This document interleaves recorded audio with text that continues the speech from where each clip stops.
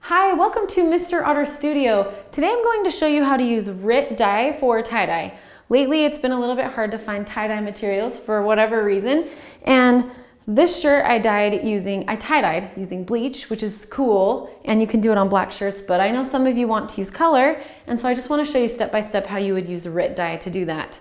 The nice thing with RIT dye is you can use it on a ton of different fabrics. Typical tie-dye, you want to use it on 100% cotton, but this says right on it, you can use it for cotton, wool, linen, silk, rayon, nylon, so a bunch of different things, stretchier fabric, which a lot of people are wearing, and just there's a huge variety of colors too.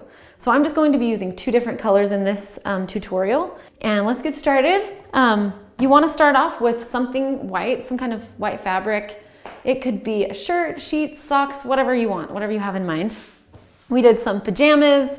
I'm gonna make some face masks out of the ones that I did for my tests. And I made probably over like 20 shirts over the weekend. So I have some experience. Before we get started though, I wanna give you the tips and tricks first. Just so before you get into this, you're gonna avoid making the mistakes that I made.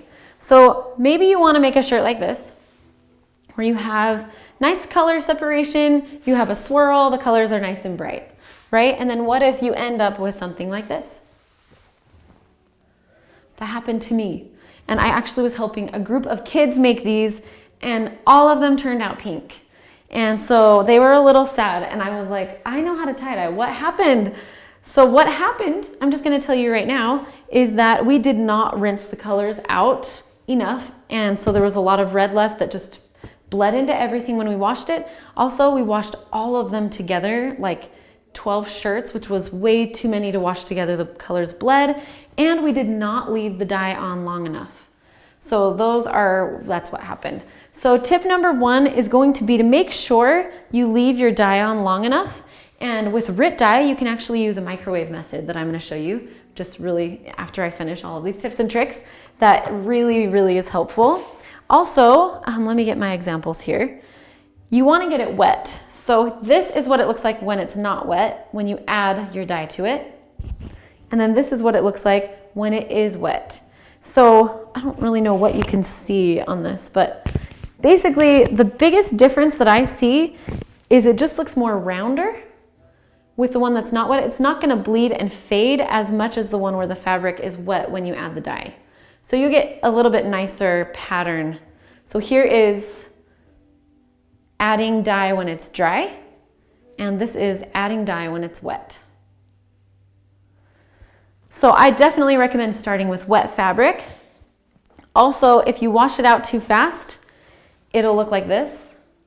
So this is pretty faded compared to the microwave method, which gives you this.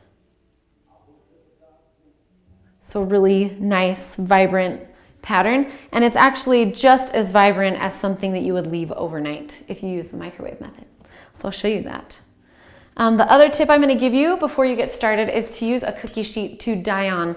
And this is so when you're adding the tie-dye to your fabric, it basically keeps your fabric up off of whatever surface you're using, whether it's in your sink, in a bucket outside, so that the colors aren't just pooling underneath your fabric and like dyeing the other side in like a muddy puddle. Maybe you want that, but you might want a little bit more control, and this gives it to you by keeping your fabric up off of whatever you're dyeing it on.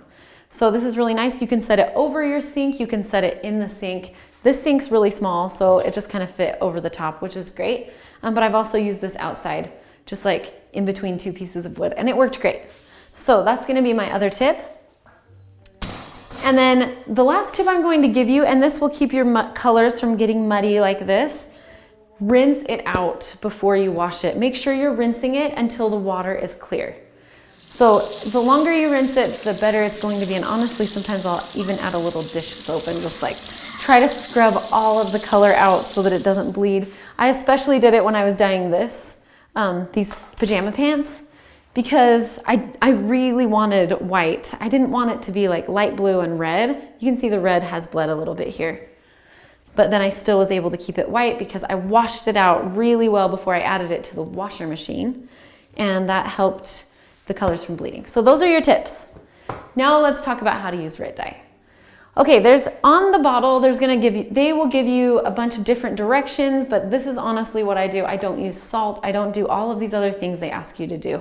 I basically just use, and I'm gonna measure this in milliliters. So, and this would dye, I don't know, maybe like 10 shirts. It depends on how much dye you're using. But you wanna use about 200 milliliters of water to 50 milliliters of dye. If you want the cup measurements, that's going to be about 3/4 cup of water to 1/4 cup of dye. And that's going to be about the same ratios. 3/4 of a cup is a little bit less than it actually would be, but it totally still works. And I add it to hot water. So start with hot water, add your dye, shake it up, and you're ready to go. Also, use gloves, and then your hands aren't going to just get completely ruined. So the first thing you want to do is start with wet fabric. So get your fabric wet, wring it out so it's damp, and then you want to make your pattern. This is just a pinch and swirl pattern. Set it on the cookie tray over your sink or in a bucket and add your colors. Carefully flip it over, add colors to the other side, and then you're going to do one of 3 methods really. So what you can do is you can leave it for 30 minutes and microwave it for 2 minutes. If you're gonna do that method, you wanna wrap it in plastic wrap, just the same plastic wrap you would use for food, and put it in the microwave for 2 minutes. I should have put it in a bowl or something because it clearly like bubbled over and got all over in my microwave, but that's okay. It totally worked. And after you microwave it for 2 minutes, just go ahead and rinse it out. And I like to rinse it before taking the elastics off. So I rinse it with the elastics on as much as I can, and then I take them off and rinse it the rest until it runs clear. Make sure the water's clear after you rinse it out, or else you're gonna get muddy colors. And then you wanna just take all of the rubber bands out, rinse it out till it's clear again, and then you wanna throw it in the washing machine, and you're done. You're set. Your fabric is finished. So that really is the only step. I didn't add any dye. Oh, so that's the microwave method.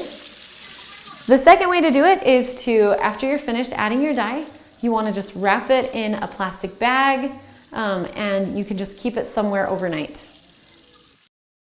So one thing I did learn is that even if you're leaving it for like 2 or 3 hours, I would recommend just microwaving it, and don't microwave a ton of things at once. You want to microwave maybe 1 at a time at 2 minutes, because I put all of my shirts in the microwave for like 4. That didn't work. So really, just put a shirt in there for 2 minutes. That's not very much time. Take it out, rinse it out, and put it in the wash. The other method I would recommend is just to wrap it up, leave it overnight, and then just wash it in the morning, the same way you wash it out after you microwave it. And that's it. And then you just throw it in the washing machine and it's done. And that's it. I don't know if there's any other tips and tricks I can give you except for that.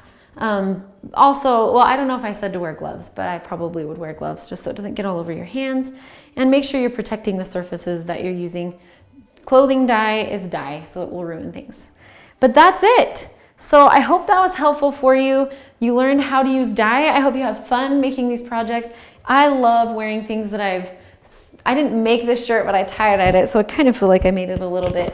But it's really fun to wear things that you've made. It's just fun to create. And all of the different things you can do with this. I'm gonna use these to make some face masks, and I'm really excited about it. But thank you so much for joining me on Mr. Otter Studio. Next week, I'll be doing some more oil painting tutorials. So I'll see you then, and have a wonderful day. Oh, also, I always forget this, but I would love to see what you've made. So post it to Instagram using hashtag Mr. Otter Studio or Mr. Otter Studio tie-dye, and I would love to see it. Also, if you like this tutorial and you'd like to see more, go ahead and hit that subscribe button. And if you hit the bell notification, basically what it does is it lets you know when I've posted a new tutorial. So if you would like to know, then hit the bell notification. But I really just enjoy doing this, and tie-dye is super fun. So enjoy this project, and once again, have a great day.